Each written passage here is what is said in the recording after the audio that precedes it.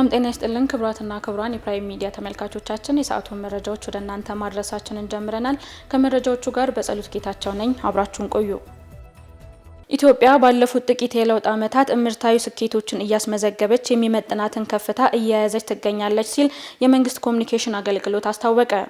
የመንግስት ኮሚኒኬሽን አገልግሎት ዛሬ የሚከበረውን የሰንደቅ ዓላማ ቀን አስመልክቶ ባወጣው መግለጫ ስኬቶቻችን የሰንደቃችንን ከፍታ የሚጨምሩ ናቸው ብሏል። ኢትዮጵያ ባለፉት ጥቂት የለውጥ ዓመታት እምርታዊ ስኬቶችን እያስመዘገበች የሚመጥናትን ከፍታ እየያዘች ትገኛለች ሲል ገልጿል። ለዘመናት የቁጭትና የእንጉርጉሮ ትርክት ምንጭ የነበረው አባይን ገርታ የኃይልና ብርሃን ምንጭ አድርጋለች ነው ያለው። እነዚህ ሁሉ የሰንደቋን ከፍታና ተምሳሌት የሚያጎሉ ናቸው። በተፈጥሮ ጋዝ ማውጣት የታየውን ስኬት ለማላቅ በነዳጅ ዘይትም ለመድገም ግዙፍ ፕሮጀክቶች ጀምራለች ብለዋል። የሰንደቅ ዓላማ ቀንን የምናከብረው በሁሉም ግንባር በሁሉም አውድ ስለ ኢትዮጵያ ዋጋ የሚከፍሉ ጀግኖችን በማመስገን ሰንደቃችንን በክብር ከፍ አድርገን በማውለብለብ ለላቀ ከፍታው እንደምንተጋ ቃል በመግባት ነው ሲልም ገልጿል። ብሔራዊ የሰንደቅ ዓላማ ቀን በአማራ ክልል ምክር ቤት እየተከበረ ነው።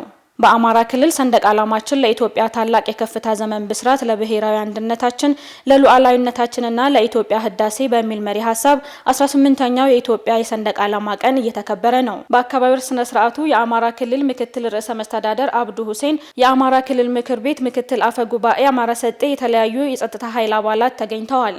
በበዓል አከባበሩ ሰንደቅ ዓላማችን የህዳሴያችን ህያው ምስክር፣ የሉዓላዊነታችን መገለጫ፣ የሀገራችን የታላቅነታችን ማብሰሪያ ነው። ሰንደቅ ዓላማችን የዘመናት የነጻነትና የስልጣኔያችን አብሪ ኮከብ ምልክት ነው የሚሉ ሌሎች መልእክቶችም ተንጸባርቀዋል። የአዲስ አበባ ከተማ ምክር ቤት 5ኛ ዓመት የስራ ዘመን አንደኛ መደበኛ ጉባኤ የቀረቡለትን 3 አጀንዳዎች በማጽደቅ ጉባኤውን በማካሄድ ላይ ይገኛል።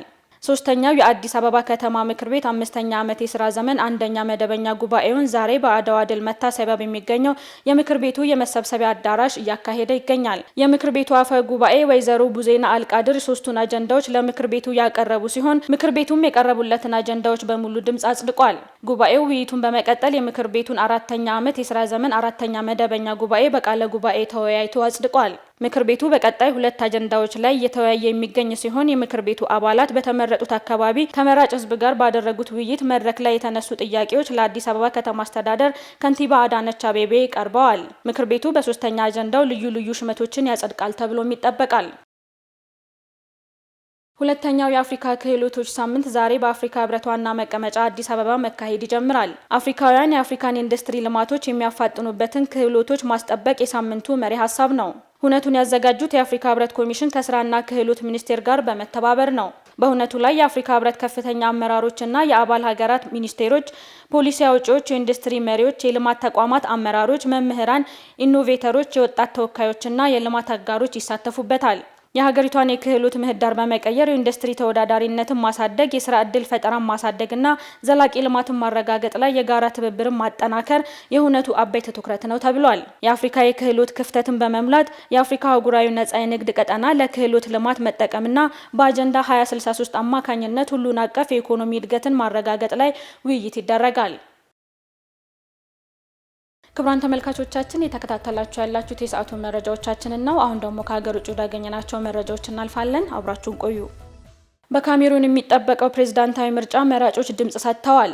የአፍሪካ የረጅም ጊዜ ስልጣን የያዙት መሪ ፖል ቢያ የ42 ዓመት ስልጣናቸውን ለተጨማሪ 7 ዓመታት አራዝመዋል። ፕሬዝዳንት ቢያ አሸናፊ ከሆኑ በአዲስ የስልጣን ዘመናቸው ማብቂያ ላይ ስልጣናቸውን ከከባድ የድህነትና የኢኮኖሚ ፈተናዎች ጋር በምትታገል ሀገር ውስጥ ይቀጥላሉ ተብሏል።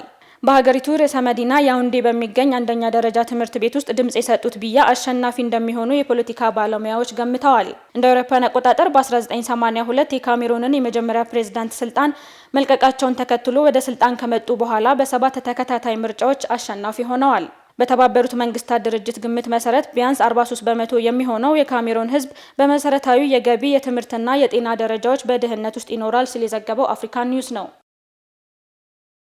በጋዛ ሐማስ 7 የእስራኤል ምርኮኞችን ለቀይ መስቀል አስረከበ። በሐማስና እስራኤል መካከል በተደረገው የተኩስ አቁም ስምምነት መሰረት የመጀመሪያዎቹ የታጋቾች ልውውጥ ሂደት መካሄድ ጀምሯል። ታጋቾቹ በቀይ መስቀል እጅ መግባታቸውን የእስራኤል ቴሌቪዥን ጣቢያዎች ቢያስታውቁም በሆስቴጅ አደባባይ የተሰበሰቡ በ10 ሺዎች የሚቆጠሩ እስራኤላውያን በታላቅ ደስታና ጩኸት ስሜታቸውን እየገለጹ ይገኛሉ። በተደረሰው ስምምነት መሰረት ሐማስ አጠቃላይ 20 በህይወት ያሉ ታጋቾችን ለመልቀቅ ቃል ገብቷል። በምላሹም እስራኤል በእስር ላይ የሚገኙ 1700 በላይ ፍልስጤማውያን እስረኞችን ትለቃለች ተብሎም ይጠበቃል። ይህ የመጀመሪያዎቹ ታጋች ልውውጥ ለ2 ዓመታት የዘለቀውን አውዳሚ ጦርነትን ለማቆም በሚደረገው ጥረት ውስጥ ወሳኝ ምዕራፍ ተደርጎም ይቆጠራል። ዛሬ በጋዛ ውስጥ የተፈቱት የመጀመሪያዎቹ 7 እስራኤላውያን ታጋቾች ከቀይ መስቀል ጋር ሲሆኑ በቅርቡ ለእስራኤላውያን ወታደሮች እንደሚተላለፉ አይዲኤፍ አረጋግጧል ሲል ከቢቢሲና ከአልጀዚራ ያገኘነው መረጃ ያመለክታል። ክቡራን ተመልካቾቻችን የሰዓቱ መረጃዎቻችን ይመስሉ ነበር። ስለተከታተላችሁ እናመሰግናለን። ቀሪ ፕራይም ሚዲያ ፕሮግራሞች ይቀጥላሉ። መልካም ቆይታ።